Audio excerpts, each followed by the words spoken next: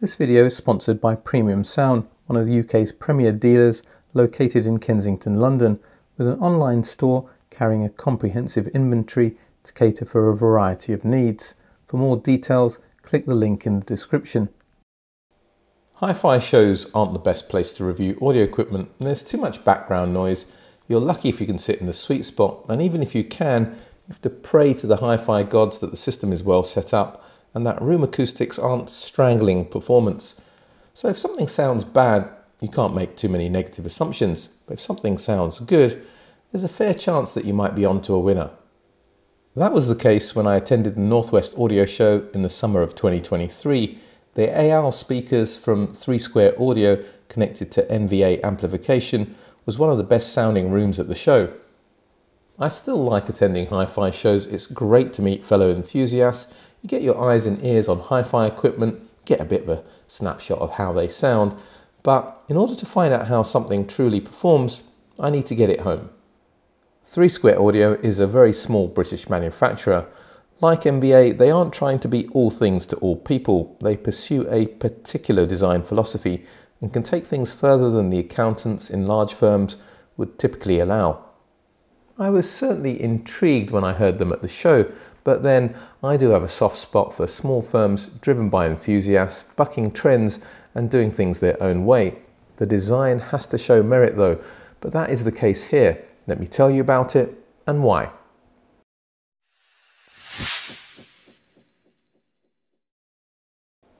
The Ayals are compact stand mount speakers. Let's get the obvious out the way. The looks aren't going to appeal to everyone, but I really like the aesthetic in this satin black finish.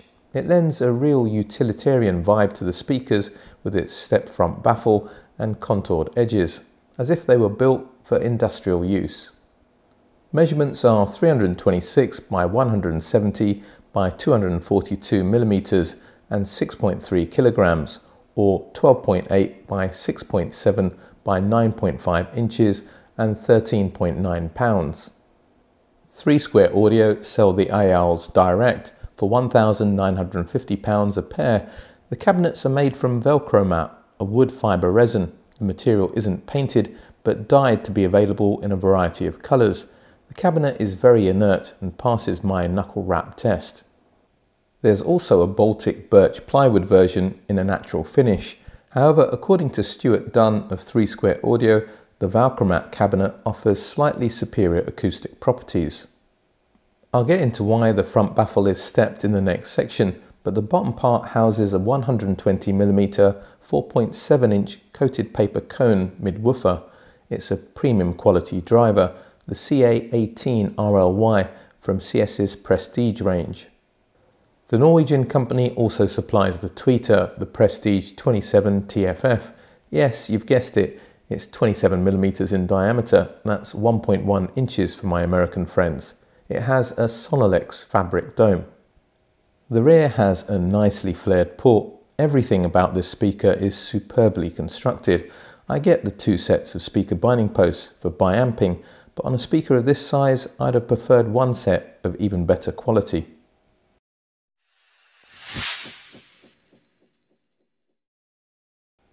There are a number of talking points here, so let's get stuck in. Firstly, 3 Square Audio haven't gone for the typical MDF cabinets, but more expensive materials with better acoustic properties.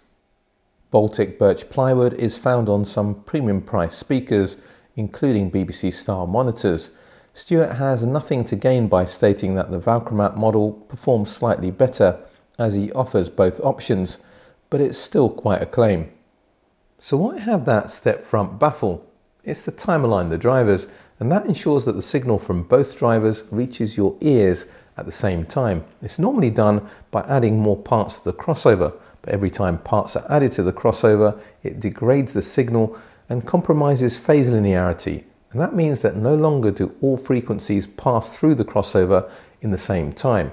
It isn't possible to get phase linearity with second order, third order and fourth order crossovers. That's why the Ayals use first order crossovers to keep the parts to a minimum. The parts that are used are of high quality, Jansen's superior Z caps and Jansen air core inductors. But there's another reason why manufacturers tend to use higher order crossovers. Most driver units don't tend to behave themselves when operating outside their normal frequency range.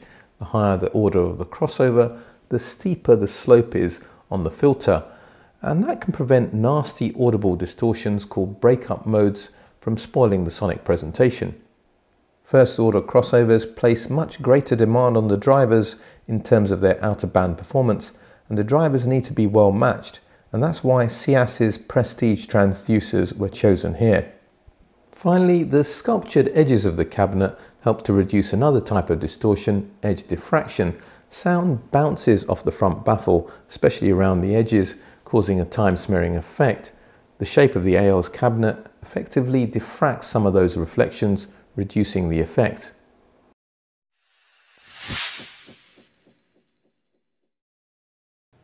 These speakers are designed to keep the signal as pure as possible and to time superbly.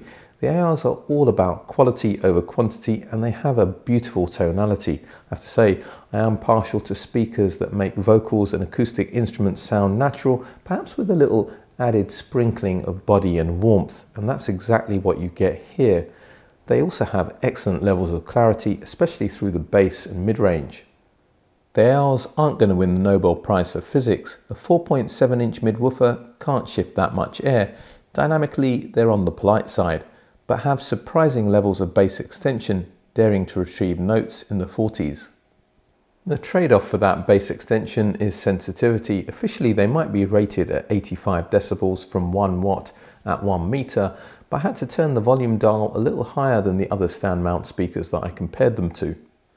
The Amphion Argon ones are quite a bit cheaper at £1,300 in the standard finish.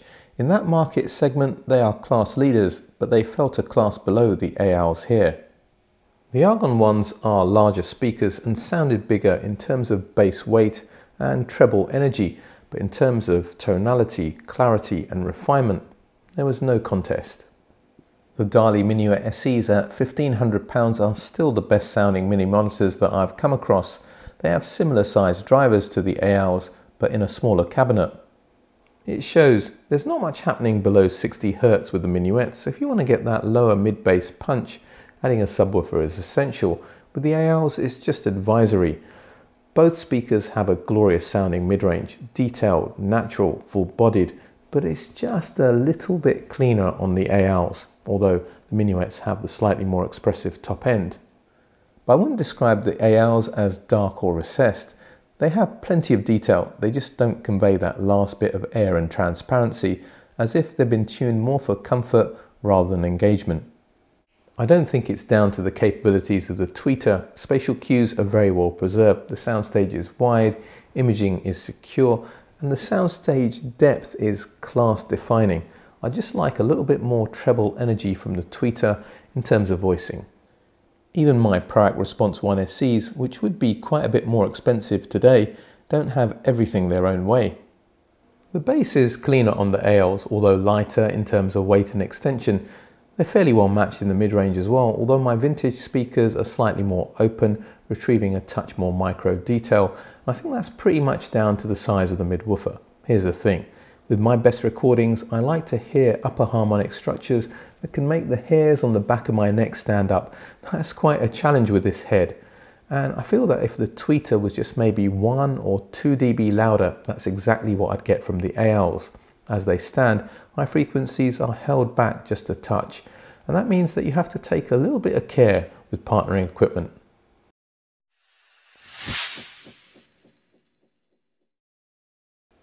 The Ayals are not fussy about room placement, however, you're not going to hear their excellent timing and fabulous soundstage depth by shoving them up against walls. Also had the tweeters pointing directly at my ears to maximize treble energy. They'll work well in small and medium-sized rooms like mine, but you need partnering equipment that can show off that detail and timing.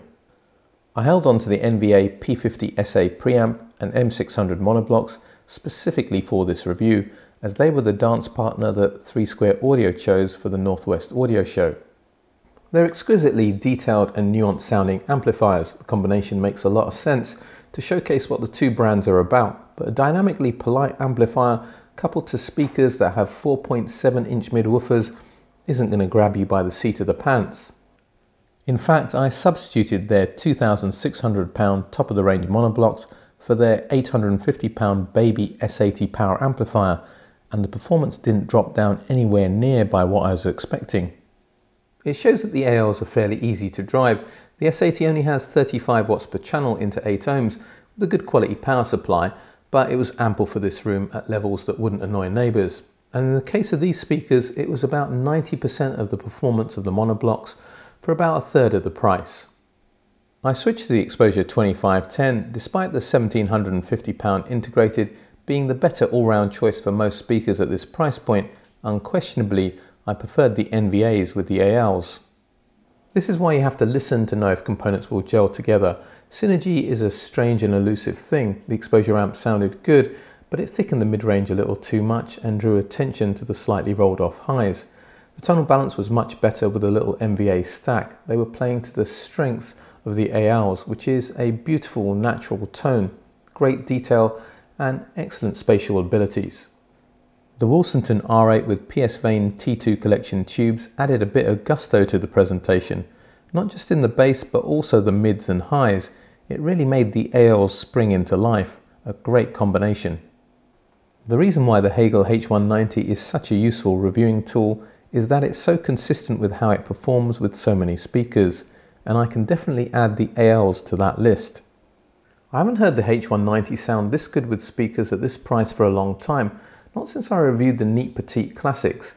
The Neats have more get up and go, but both speakers have great detail and excellent three-dimensional abilities. As far as natural tone is concerned, I'd have to give that to the Ayals.